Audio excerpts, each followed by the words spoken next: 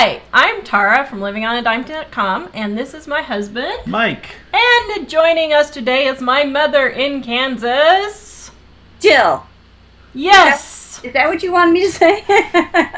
Everybody knows me as Mom, so. This is true. So we're kind of doing Mom's life story. How does it feel to have your life story be such a popular topic? Oh, my. How does it feel? Oh. So in the first three... You're an antique, because that's when they start telling your history, right? I'm an antique. Oh, thanks, Michael.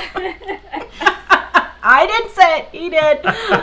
Be careful. I'm your only babysitter. Oh. Yeah, and she's in Kansas. What good does she do us over there? So we had the first three installments. So if you missed it, you can go back to our YouTube channel. We'll put the links in the description below. But the first three installments of how Mom and Dad first got married, and then they were remodeling their house. Starting the business. Started the player piano business. They made player pianos in their house. That was their income. I come from a family of entrepreneurs, which not sure I recommend it, but we still keep doing it. And so Mom was kind of talking a little bit about that. So I think where we starting today when Dad left, or where are we starting? No, you're getting ahead on the story. But okay. Before we start, you're going to shoot me for this one, but kids love me when I go off on tangents, don't you? Well, I want to do my story, but at the same time, I want to give practical ideas. You know, give a tip that you can actually go out and use after you get through watching the video. So I was thinking about it this week, and what I want to do is, I always say put pen to paper. So I want you to start for this week. This is your tip for the week that you need to do, and then I'll get into my story. I want you to, tomorrow, this is homework, but I won't test you on it. Tomorrow I want you to look at your day and see where you're spending these little tiny bits of money that you don't realize you're spending. Everybody wants to know on the grocery tips. Everybody wants to know on how to save on laundry detergent and utilities. But I think where a lot of our spending is the stuff we're just frittering away and we don't realize it. So tomorrow, when you go look at work, are you spending stuff on the vending machine 3 times a day? Are you stopping by McDonald's and getting a breakfast sandwich?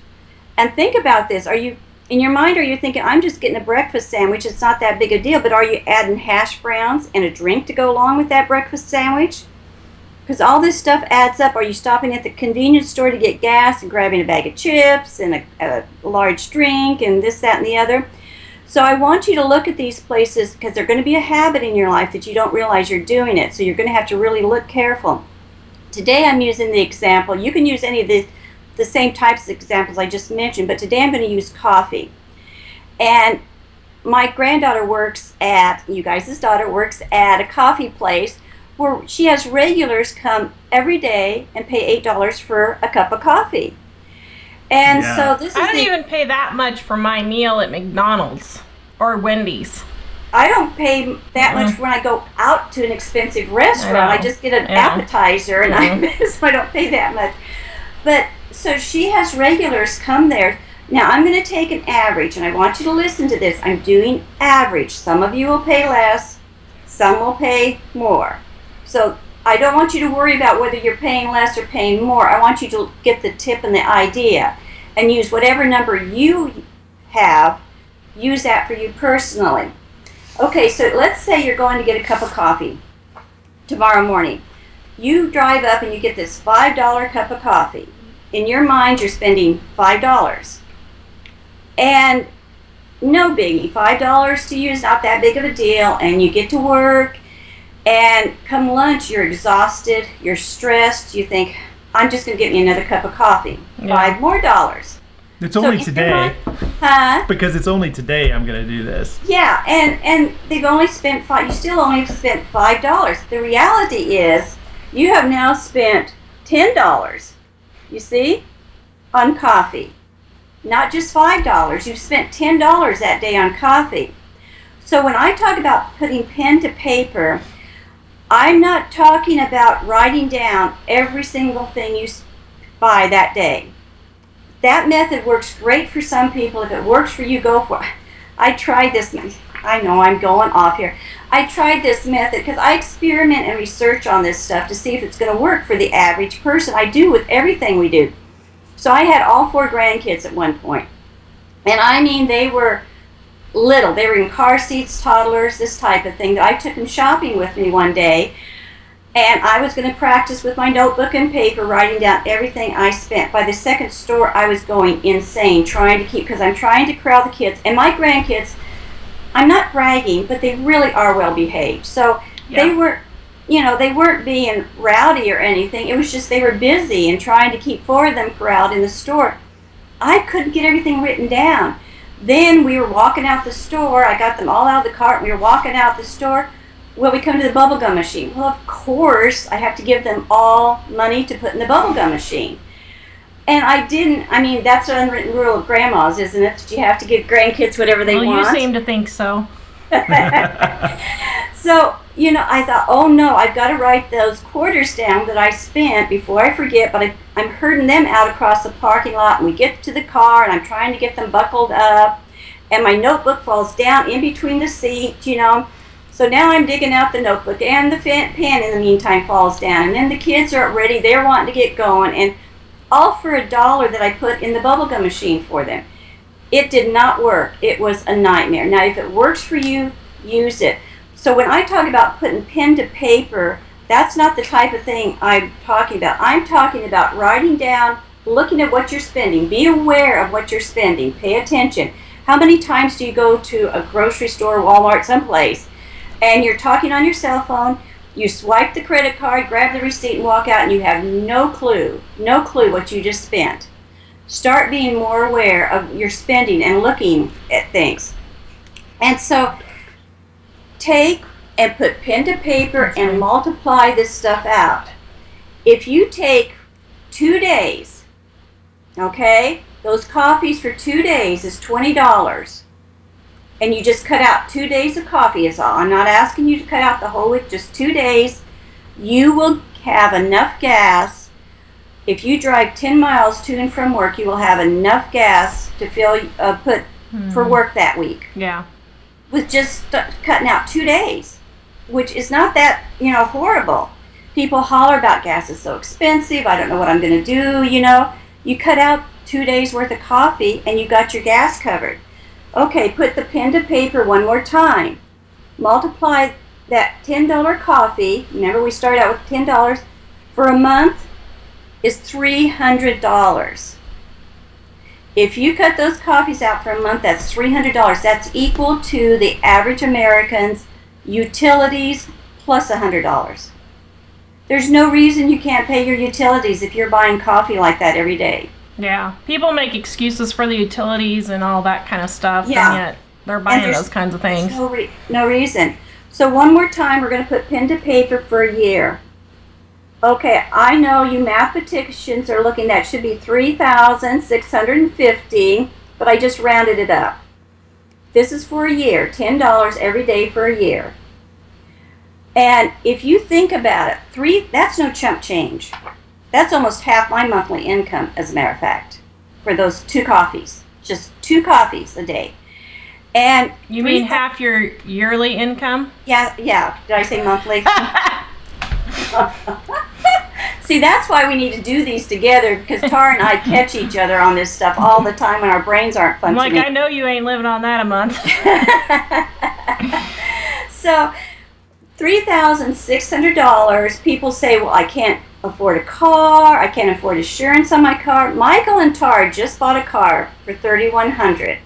So that $10 cup of coffee, if you quit drinking it for a year and put that money in a little jar, you can buy a good used car for $3,100. You can pay all the insurance for 1 year on that car and the tags for a used car for 1 year. Yeah. So your $10 worth of coffee each day has now bought you a car, paid for your insurance and your tags. And so I want you to really start, thinking this tomorrow. Look and see where you have something. One last thing. If you if you buy coffee, say 6 days a week, and just one day out of the whole year, don't buy those 2 coffees that day, just one day. You can drink it all the rest of the year. You can buy a whole can of Folgers coffee on sale, and that will give you a cup of coffee every day for 1 year. Yep. So, and it literally takes, like 4 minutes by the time you're putting your dinner together or your breakfast together, or by the time you're getting your shoes on and your purse and everything put in the car, it would be done. It's crazy. Yeah. But the reason why people want that $6 or $7 or $8 coffee is because it's the mocha with all the cream on it and everything else. And the thing is, I've realized that to me that's a once in a great while thing. And then regular coffee with a little bit of cream and some sugar is the rest of the time. People don't make those things treats anymore. It used to be, it was a treat. Our kids don't enjoy anything more. We can't seem to enjoy anything more because we give ourselves treats all the time. Mm-hmm. If I would get something like that, it was a big, the only time I've ever had Starbucks was Michael when we were in Idaho. He went and he got a coupon for a free Starbucks, and he was 2-hour drive away, and he bought that, he wasn't drinking coffee at the time, and he bought that coffee and drove that Starbucks home to me for it was a little cold after 2 hours, but he brought that coffee home to me. That's the only Starbucks I've ever had, Yeah. And so if I would get something like that, that would be a really big treat, to me to have a Starbucks or, one of those mocha things or something. So. Well, actually, it's funny too, because if you think about it, if you're one of the people that buys the fancy drink every time you go to the coffee shop, is it really exciting to you when you get it? Is it like going to Disneyland when you get it? And the reason I ask is because Grandpa and Grandma were here yesterday, a couple days ago, and they're Depression babies, and they were in the World War II era and all that. And Grandpa was saying when they were kids, they were both saying when they were kids they would follow the ice truck. And the guy would give them a little bit of ice, and they thought that was the most wonderful thing that happened to them in a month. Yeah. And then Grandpa said, in those days, on your birthday, you'd get lemonade with ice in it. How wonderful and amazing that was. Well, how many people now, that wouldn't even be, that would be something to complain about because all I got was lemonade with ice in it.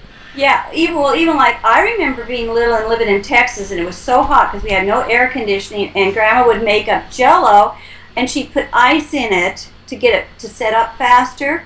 Well, she would give Uncle Jack and I those ice cubes for a treat because it had a little bit of Jell-O left on those ice cubes, and this was a big deal for us to get those ice cubes, Yeah, you did the same thing with us, and we always thought that was the coolest thing to eat.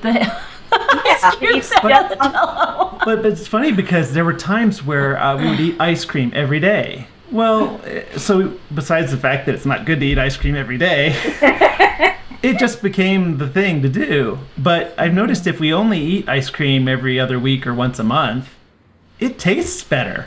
Yeah. And that's why I was saying to look tomorrow, you'll have to really watch to look to see what you're doing because these things are just so much of a habit. We don't even really know we're doing it, and when that becomes a habit, you don't taste it, you don't really enjoy it. So you're paying a lot for something that's not even special anymore. Exactly. Very well put. Yeah. Exactly. Yeah, exactly. Yeah.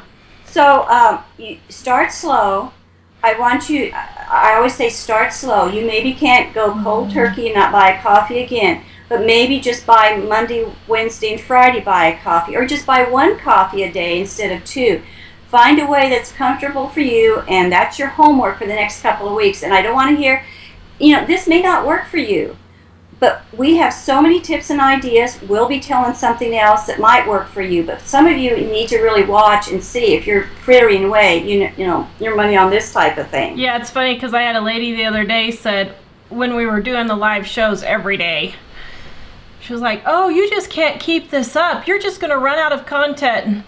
I was like, are you kidding me? Mom and I will be dead before we run out of content. If we run out of content, we're in the hospital because it never stops for my Michael knows it. I figured if even we just get one tip a day off the website and out of the book, we have got enough tips to go over 10 years. Yeah, we Giving do. one tip a day. Yeah, So, yeah, we probably do. I so believe you're going it. to be working for a while. Okay, well, you know what? Since we got on that rabbit trail, which actually was a good rabbit trail, we're going to wrap it up for today, and we're going to come back tomorrow and actually get started on my Sorry. No, but I mean, it's a good point that people, that is the whole entire point Yeah. of everything we try to do, and people just do not get it. And until you get that, you're not going to change anything. And so we're concentrating, we have the same questions over and over, and they're not working because they keep asking, how do I save on my grocery bill? Yeah. How do I save on laundry detergent? And that we're not, because people keep asking the same questions, that tells me they're not working. The answers are not working. So we got to find another way, a different well, way. and I think part of it is they don't want to change. Well, what You they're know- asking questions on are their needs. Yeah. They have to have food. They don't want to change it on their wants. They don't want to stop scrapbooking. They don't want to stop When quilting. somebody say, how do I save on golfing or buying quilt supplies? Nobody's ever asked us that question, have they? No, So. exactly. That's because that's the stuff they don't want. And they sit there and say, well, I just have so many medical bills, but they're going out to eat 3 times a week at $40 a pop. Oh, yeah. Yeah. I'm sorry. $40. You're talking about the people that only have Well, that that's have no true. kids. Yeah, $70 a pop because, it's crazy. So, yeah, that's the problem is people just, they don't want to do it. And until you want to do it, you're not going to change, but you need to start thinking of those. You need to at least be aware of where you're spending your money. Mm-hmm. That's why they have you write down all this stuff, which is too complicated, but you need to just start there. Actually, there's a book that I have about addictions, and whenever I'm trying to lose weight, I read it, and it talks about things being mood changers, and you don't eat it because you're hungry, or you don't drink the coffee because you're thirsty. It's because you think it's gonna change your mood into something better, but in reality, it's not valuable to you. All the women I know who do quilting, they sew to relieve their stress. Golfers golf to relieve their stress. All those things, People they don't shop to relieve their stress. What you need to do is change what you're using to relieve that stress to something. By the way, That's video. You can still do the sewing or the golf, but just find a less expensive stress reliever for the other days. Exactly. That's what. exactly. Yeah. And by the way, if you need a stress reliever, Michael here, we don't actually talk about this very much, but Michael has a really good YouTube channel called Rocky Mountain Relaxation that is rivers and waterfalls in Rocky Mountain National Park that he has taped. And I use it, I love it because it's really soothing. And if people would find free things like that, you just put that on, you listen to the water, it's very soothing. You don't have to go shopping. Okay. Hold on before you say that, Jill. A lot of people that do it, because you might say, well, I just don't want to sit there and watch that on TV, but a lot of people actually put it on the TV and then they read a book or do something else. Oh, yeah, that's a good idea. They work on sewing or cooking dinner or something so that it's in the background and it's sort of there where they can look at it, but they don't. It's not like they're watching it and staring at it. Yeah, it's like background music type stuff. Yeah. And it's really good. Michael did a really good job, but I'm laughing because I can't, you get those little machines where you're supposed to be able to listen to the rain, and I can't listen to the water running because I've lived in the house with the roof leaking so bad that every time I hear water or rain coming down, I tense up and think, where is it leaking in? Yes. And it does not relax you. Yes, well, it doesn't for a lot of people, but there's a lot of people that it really helps. So visit Rocky Mountain Relaxation. We're doing a plug on the YouTube. On YouTube, Rocky Mountain Relaxation.